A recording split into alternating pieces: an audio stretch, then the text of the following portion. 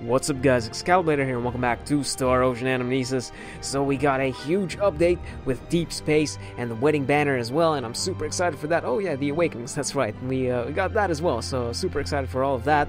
So let's take a look at everything, shall we? So first of all, we have the upper tiers of the Shrine of Aegis, which you can see that they go up by 2 levels this time instead of the usual 25 from floor 15 to floor 20. Regardless, they all have super high defense, so make sure that you bring your Tearful Welch so that she can completely screw your team as well as screw the enemies over. Or you could just go with crits. That's I think that's the safer way to do it. But aside from that, we have the Two-Headed Dragon and the Den Misery 2 and 3 difficulties. And Monarch Zene is actually pretty tough in public play for a Misery 2 and 3, or so I've heard. So if you beat Monarch Zene, Misery 2 and 3, you get an amount of Misery 2 coins, which you can exchange in the Misery 2 shop, which has 2 large limit breakers, weapon ticket, character ticket, and you also get dual blade coins for, I think, the first time that they've had these things in a shop. Regardless, that's pretty interesting because they also have the Mephistophar dual blades as a event achievement, and these imbue your attacks with ice, give you 10% lifesteal when the hit count is at 50 or more, and at Limit Break 3 you unlock the last factor, which gives you Sword Dance, 15% extra damage when the hit count is at 100 or more. So if you can get the Mephistophar from the achievement, which shouldn't be too difficult seeing as how it's just clear Misery 2 once, and then you get all of the dual blades coins from the shop, and then you exchange those for for 3 copies of Mephistophar that you can find in the Dual Blades coin exchange shop, you can get that thing to Limit Break 3 and unlock the last factor. So that was pretty well done. And there's also a new accessory, goddammit, the Blitz Armlet, which increases the hit counter by 0.5 seconds and also increases attack damage dealt when the hit count is at 200 hits or more. So that seems like a pretty decent accessory. You know, we have to first be able to reach 200 hits, because that's still pretty difficult. That, you know, certain characters can't do it and parties can do it kind of easily, so that thing's only going to get better with time. But then again, you do also have the bunny hair clip, which is kind of better in most situations. But you can get some gems from that. So Monarch Zene has Hot Blast, which I assume that's just the Freezing Billows type of attacks. I haven't fought this thing yet, so I don't know anything about its attacks, but I assume Hot Blast is Freezing Billows. But that seems about it. Oh, by the way, the Nightingales are still in the Misery 2 and 3 battles, so make sure you kill those things because they can actually heal the boss. And then up next we have the Memory of a Bouquet event, which is the current wedding event.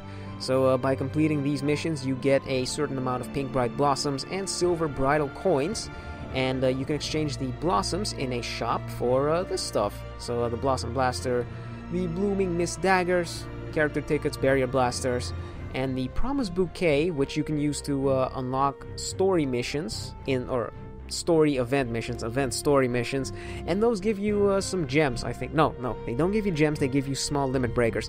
But let's see, first we have the weapons. Blossom Blaster increases the damage of Nettlesome Burst, gives you HP recovery, and also increases the hit counter by 1 second.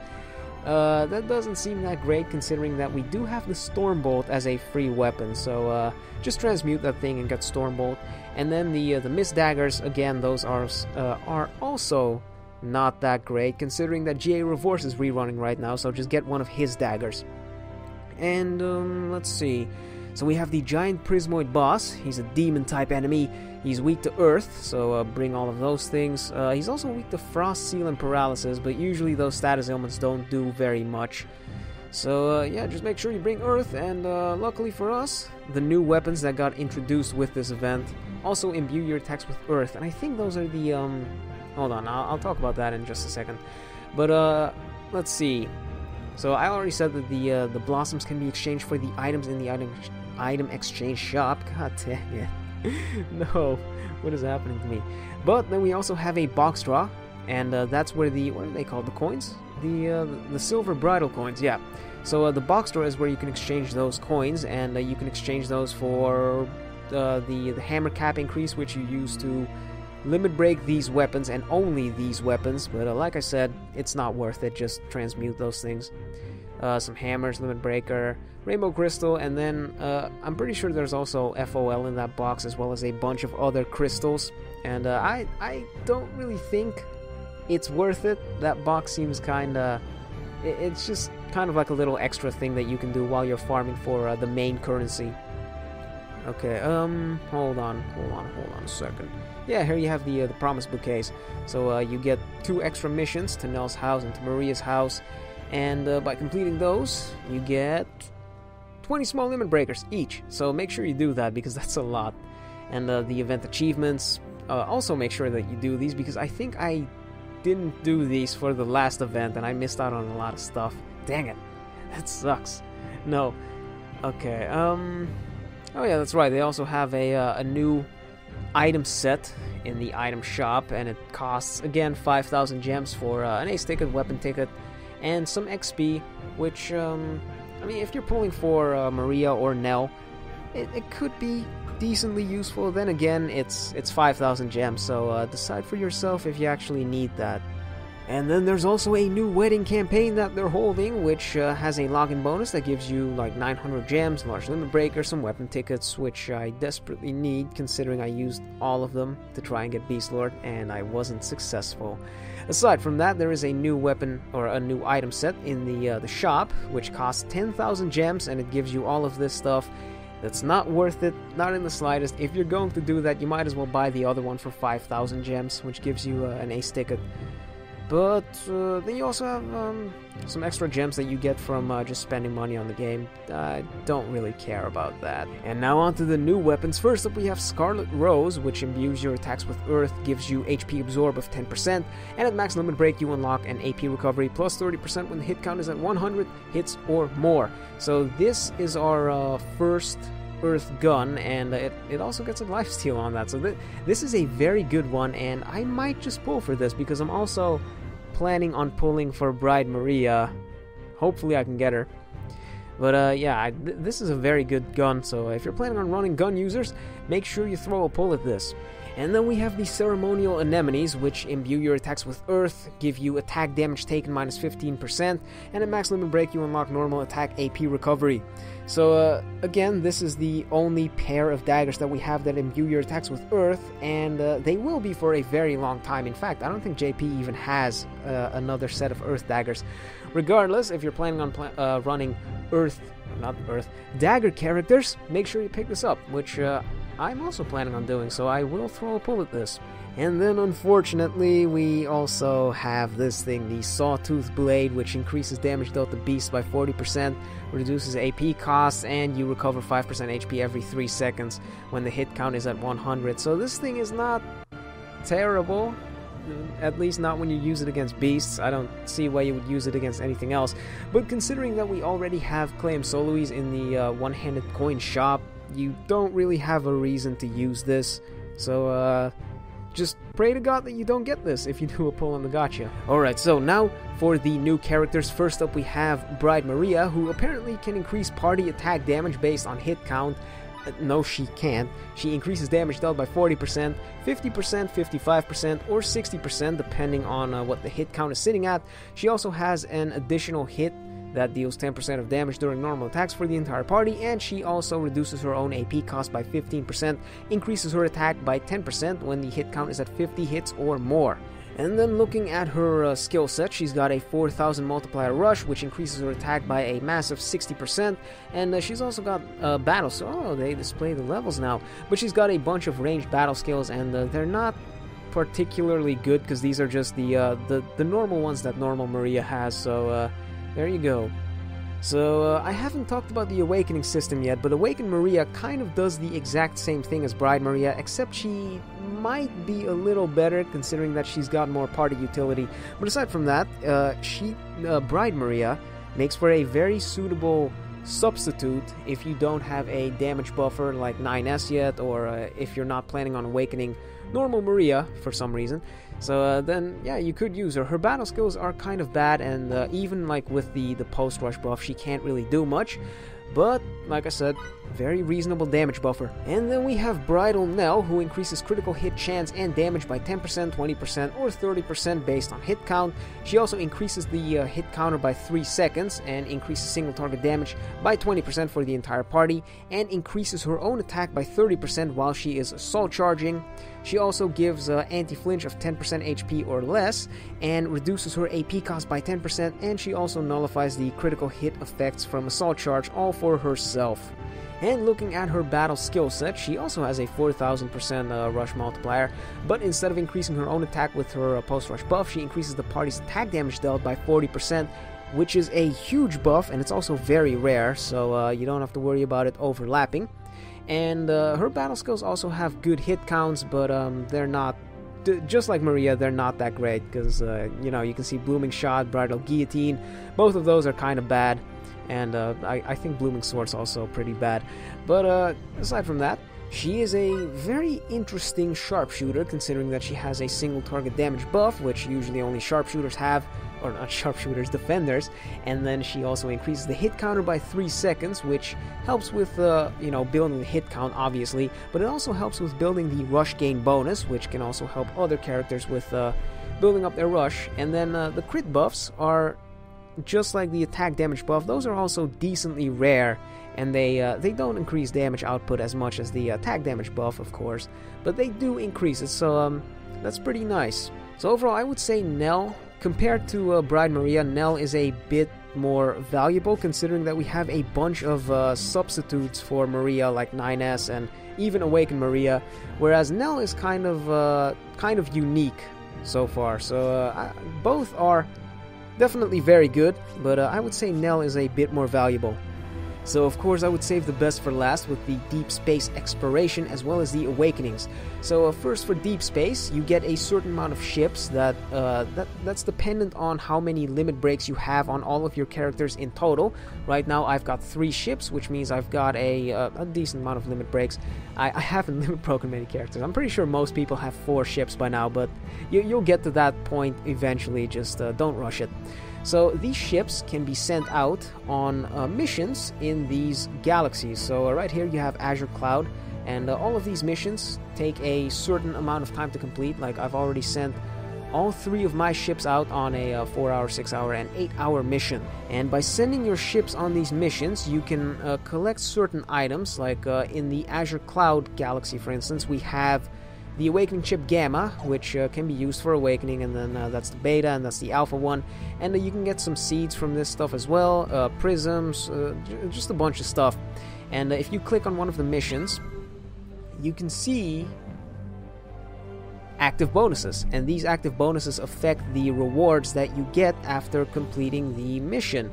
And these active bonuses are affected by the characters that you send on your exploration. So I recommend you just tap on one of the active bonuses, the one that you want to have the most. I chose the Ingots Discovery for this one, which means that the game just automatically gave me these characters, which give me the extra bonus of discovering ingots. So that's pretty simple. Just experiment with that a little and you should get used to it eventually. And then for the Awakenings menu, this is kind of how it works. So you choose Awakening, and then you pick one of the characters that has one Awakening available. Right now we only have Fidel, Maria, Diaz, and Evelise. But just pick one of them, and then you can see it's kind of like a node system. You have 10 nodes, and each one of them gives you a different bonus. So if I click on the first one, you can see that I need 15 of these, what are they called? Can you please show it to me, Kane? Awakening Chip Alphas. So I need 15 of these, I need a certain amount of full, and then I can unlock the Mirage Kick, which reduces agility AP cost and increases the range of my dodge. So every single one of these gives Maria a bonus like that. This one gives her a boost to her battle skill, and that costs even more materials. And you can stop wherever you want. Like, for instance, if I don't want to fully awaken my Maria for whatever reason, I could just stop at this one, which gives her a stronger rush mode. I don't have to go all the way up to 10, which I think this just increases her stat. Nope, this is what gives her the damage buff, of course. But like I said, yeah, you don't have to go all the way. You could just stop wherever you want if you don't feel like spending the materials on a certain character. And then let's take a look at the actual awakenings of the character. So they have a campaign draw for every single one of the characters that got their awakening today. But Fidel basically got a stronger attack buff now. It's sitting at 50%. He has a bigger AP cost reduction. He can now use an air dodge. He has single target damage during skill chain 3 or more for himself. His attack stat has also gone way up. It's now on like current attack buffer levels. It's 2B levels, I think. And he also reduces the nullifies the AP reduction field. He gets a new battle skill, and his rush has a 4000% multiplier. So right now Fidel is actually a very strong attack buffer. Unlike Cat Reina and 2B, they both have requirements tied to their attack buff, like 2B has the HP requirement and Cat Reina has the close range weapons requirement, whereas Fidel is just a straight up 50% attack buff. That's amazing. He can also do a lot more damage now, which means that he can, you know, actually contribute to killing bosses. So overall, Fidel is a very good choice if you're planning on using your awakening materials for him, but keep in mind that other characters will also get their awakenings later on, and they're just going to keep getting stronger. But if you like Fidel as a character, this is the time to awaken him. And then we have Maria. Like I said, she is a little better than her Bride version. She increases damage dealt by 50% for the entire party. She reduces her own dodge AP cost by 50% and increases its range and speed by 100%. She gets a 10% lifesteal on normal attacks at 100 hits or more, and she increases the AP recovery speed of the entire party by 50%, reduces her AP cost by 5%. She increases her attack stat even more, so now it's on current levels, and she also has a 4000 rush multiplier and a new attack, Raptor Shot, which is one of her strongest attacks now. So, like, overall, in terms of usefulness, I would say Awakened Maria is probably the best character that we got in this set of Awakenings. She's also basically our second best sharpshooter right now, right next to 9S. In fact, I would put them on just about the same level. They're both very good. Maria can do a lot of damage with that attack stat, and she is just a very strong party buffer. Then we have Diaz, who is actually strong now. He increases defense by 25%, reduces attack damage taken by 25%. He increased his attack all the way up to 3200, which is huge. That's even higher than A2, I think. He has 30% HP anti-flinch, which, again, I also think that's the highest anti-flinch that we have now. Increases damage dealt for all attackers and defenders by 40%. Taunt plus 3, which makes him a very good defender. And he recovers 5% HP every second during standby charge, which is when you like hold the button, or when you put your finger on the battle skill and you hold it down until it starts glowing green, and then you just keep holding it. That's a standby charge. So before you use the charge assault. But like I said, he's very good now. He's still kind of restricted to the attacker and defender parties, but if he actually is in one of those parties, he can do a lot of damage. And then lastly, we have Eve, who also got a pretty significant buff. So now she buffs rush mode damage by 30% for the entire party, which is the highest rush damage buff that we have currently. She also recovers 10% of her own HP every 3 seconds, and she reduced the size of her rush gauge by 40%. She also reduces her AP cost by 25% and reduces her cast times by 40%, gives herself anti-flinch casting, and her HP and defense have also gone up a little. Her rush now also has a 4000 multiplier, but don't be fooled, it still can't do damage. I mean, it does more damage than other healers, but not more than like an actual offensive character. But that's not the point. The main point with Eve is that the rush gauge limit is now reduced. So before this, if you played Unawakened Eve, you can see that her rush gain is terrible, and that's understandable because she does have a really good post-rush buff, which is the Revive. But now that her rush gauge is smaller, she technically has better rush gain. That's how you can look at it, which means that she can spam her rush more, which makes her very useful for more difficult fights, especially in public play where people tend to drop like flies. So she can actually be useful there. She's also very useful in some of the more difficult quests in JP. So Eve is also a very good choice for Awakening. So out of all 4 of these Awakenings, I would say Maria's is the best one. Eve also has some decent long-term support in her Revive and stuff. Fidel is decent. Diaz is kind of He's kind of the lone wolf, meant to solo a lot of stuff with his talents.